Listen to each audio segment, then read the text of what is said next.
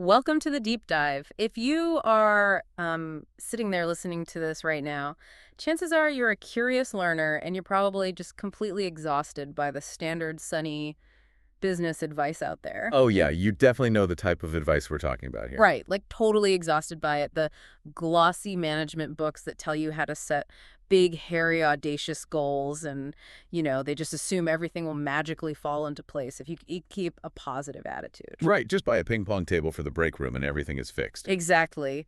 But what happens when things aren't going perfectly? When your dream company or your department just turns into an absolute suffocating nightmare? That is exactly what we are getting into today. Right. Today we're going into the messy, brutal reality of leadership. Our source material is a stack of excerpts from Ben Horowitz's groundbreaking book, The Hard Thing About Hard Things. It's an absolute classic for a reason. It really is. And our mission for this deep dive is crystal clear. We are going to extract exactly 10 practical, actionable leadership lessons focusing heavily on crisis management, unpopular decisions, and building a real, functional company culture. Not the ping pong table kind of culture. No, definitely not. And by the time we finish, you will walk away with highly specific deliverables you can use today. We've got a wartime CEO checklist, a hard message script for your team, and a breakdown of the fatal mistakes that leaders quietly make every single day. It is so important to establish exactly what kind of context we are dealing with before we jump in, though, because these are not abstract theories cooked up by a management consultant in a comfortable boardroom somewhere. Right, these are actual battle-tested survival tactics. Yeah, Ben Horowitz is a CEO who navigated the total devastation of the dot-com crash. I mean, to give you a sense of the stakes, he actually took his company LoudCloud public with just a few weeks of cash left in the bank. Which is just an insane amount of pressure. Absolutely.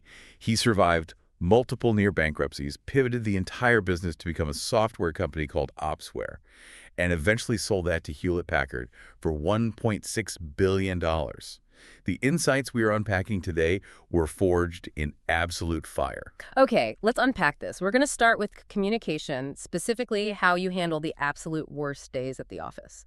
Lesson 1, ditch the positivity delusion. Yes, this is huge. Because as a leader, it's completely natural to feel this intense psychological pressure to shield your team from bad news, right?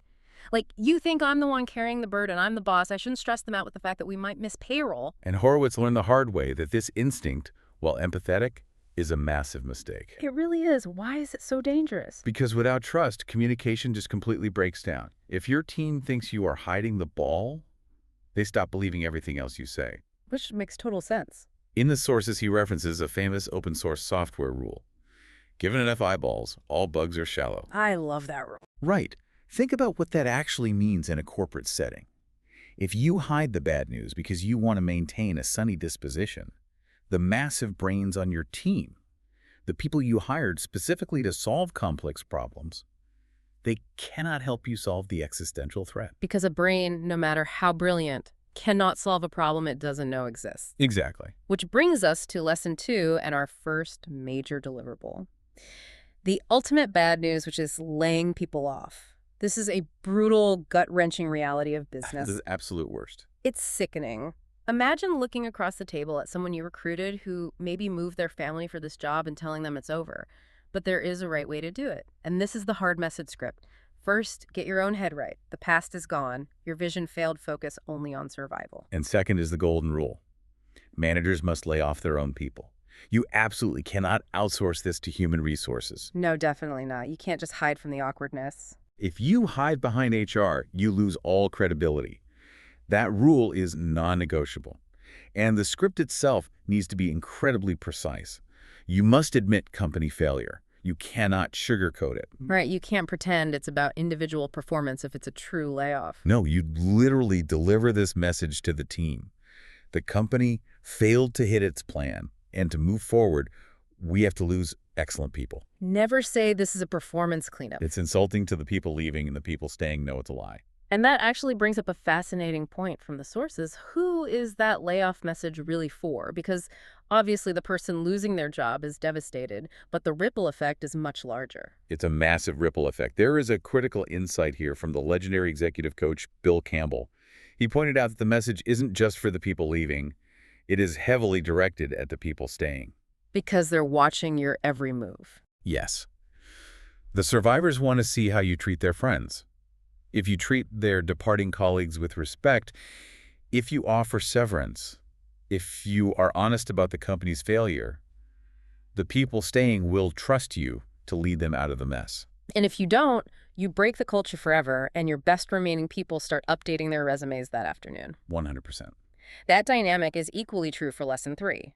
Firing an executive, which is slightly different from a broad layoff. It is, because it usually means that you as the leader screwed up the hiring process. Yeah, maybe you hired for a scale you hadn't reached yet, or you hired the wrong kind of ambition. That requires a lot of self-awareness. The root cause is often your own mistake. But when you finally realize you have to let them go, the script requires decisive, unambiguous language. You say, I have decided not. I think we should part ways. Right. You do your root cause analysis, you inform the board beforehand. But the most crucial piece of advice here, again, comes from Bill Campbell. He said you cannot let him keep his job, but you absolutely can let him keep his respect. How exactly do you do that in practice? You let the executive decide how the news is communicated to the rest of the company. It preserves their dignity, it allows them to save face, and keeps the transition entirely professional. It's about maintaining humanity even when making ruthless business decisions. And that perfectly sets up part 2 of our deep dive, crisis management, and lesson 4, which is embracing the struggle. The struggle with a capital S. Right. Horowitz describes it as that terrible phase where food literally loses its taste. It's when you wake up in the middle of the night and you want the pain to stop. Your guts boil so much you feel like you're going to spit blood. It is when you hit the WFIO moment. For those who haven't heard that acronym, it stands for We're Fed, It's Over. The absolute abyss. It's the moment you realize the math doesn't add up and the walls are closing in. But how do you survive it? You survive it by not putting it all on your shoulders. Right? Yeah, exactly. You bring the team in like we discussed with the open source rule. And fundamentally, you have to remind yourself constantly that there is always a move. Even if it's a terrifying, highly risky move, like taking a company public with just 6 weeks of cash left. As long as you are breathing, there is a piece on the board you can move. But making a move doesn't mean looking for a magic trick, which leads us to lesson 5, lead bullets, not silver bullets. That story in the sources about Opsware losing major enterprise deals to BladeLogic is so good. They were panicking, right? The team came to Horowitz wanting a silver bullet. They wanted to completely pivot to a new market or acquire another company with a simpler architecture. They just wanted a magical way out of the grind. And Horowitz's response was brilliant. He said there are no silver bullets for this, only lead bullets. They had to buckle down, fix the bugs, and simply build a better product. No shortcuts. What's fascinating here is how that story defines the difference between 2 entirely different modes of leadership. Lesson 6 is our next deliverable, the wartime CEO checklist. Most management books, you read the ones talking about synergy and emotional intelligence, are written for peacetime. But those rules completely fall apart when you are fighting for your company's life. Let's break down that checklist because the contrast is stark. A peacetime CEO follows protocol. They empower their people to make detailed decisions. They focus on expanding the overall market and minimize conflict. The classic example the sources use is Eric Schmidt during Google's massive peaceful expansion phase. He was a diplomat. But wartime is an entirely different beast. A wartime CEO violates protocol to win. They do not care about building consensus. They will care about a microscopic speck of dust if it interferes with the prime directive. They are completely intolerant of deviations from the plan. While the peacetime leader minimizes conflict, the wartime leader actively heightens the contradictions. They might even swear purposefully to ensure everyone in the room understands the sheer gravity of the situation. Think of Larry Page taking back over at Google to fight new existential threats, or Steve Jobs returning to Apple when it was weeks away from bankruptcy. In wartime, you don't have time to hold hands. You just have to survive. Here's where it gets really interesting, though. As a leader, sometimes you aren't fighting an external war against a competitor. Sometimes the rot is coming from inside the house. So let's pivot to part 3. The 5 fatal mistakes that quietly destroy companies from within.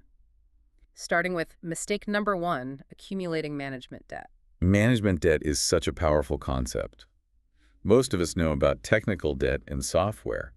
Writing quick, dirty code to ship a product today, knowing you'll have to fix the architecture later. Management debt is the human equivalent of that. Right. You make a short-term, easy management decision to avoid conflict today, but it causes long-term structural damage. The classic example is putting two in the box. Where you have two executives who both want to run the new division, and you don't want to hurt someone's feelings. So you make them co-heads of the department. Which is a complete nightmare for everyone working under them because no one knows who is actually in charge. Or another example of management, Ted, is giving an employee an off-cycle raise just because they came to you with an outside offer. You think you solved a retention problem, but you just taught the entire company that the squeaky wheel gets the grease. And that threatening to leave is the official process for getting a raise. You create a toxic incentive structure. Moving to mistake number 2, the scale anticipation fallacy. This is the trap of evaluating an executive based on what your company might need 2 years from now, rather than what you actually need for the next 12 months. It's like benching your best, gritty startup player because you think you might need a polished corporate player in a few years. Right, because managing at scale is a learned skill. Precisely. No one comes out of the womb knowing how to manage 1,000 people.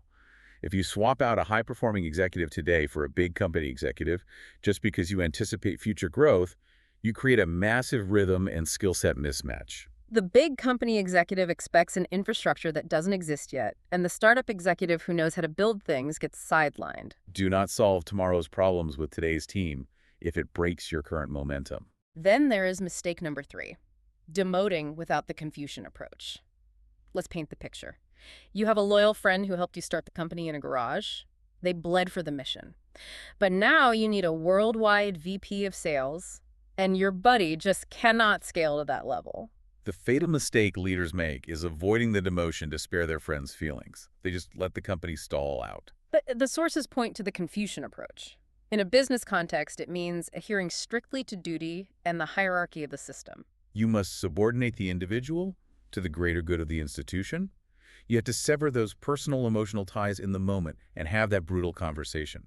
Put the organization above the individual. And it is incredibly painful to do. But if you don't make those hard calls, you run right into mistake number 4, holding the bus for the flake or the jerk. I love the sports analogies used in the sources here. The great football coach John Madden once said you can only hold the team bus for one Terrell Owens. Or basketball coach Phil Jackson saying you can only have one Dennis Rodman. If you have two, society devolves into total anarchy. The fatal mistake is keeping a toxic genius on your team, an incredible engineer who belittles everyone, or a brilliant salesperson who refuses to use the CRM without realizing their behavior is actively destroying the culture. You can only hold the bus for one of these people, and even then you have to manage them flawlessly to contain the blast radius.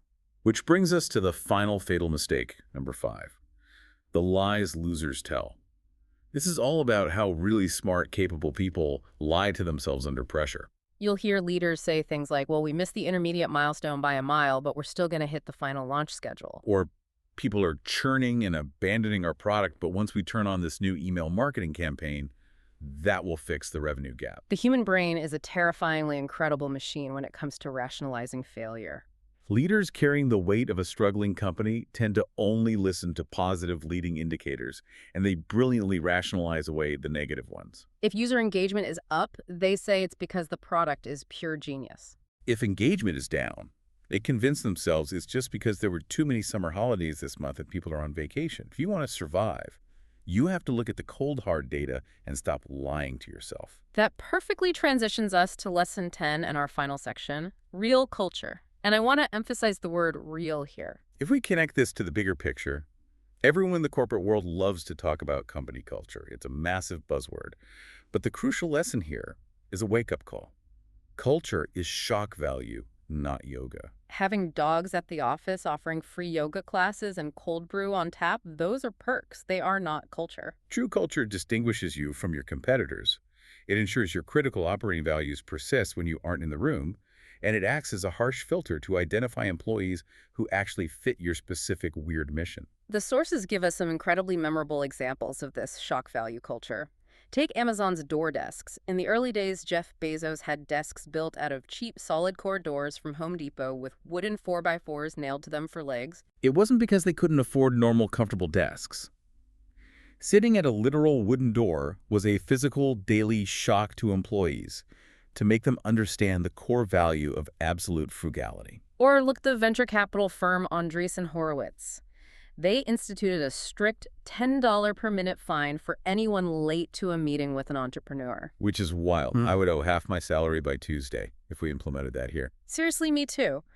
But the shock value of an executive having to literally hand over cash for being a few minutes late proves to the world that they value the founder's time above their own. It instantly communicates their core operating principle. Then there is Facebook's famous early motto, move fast and break things.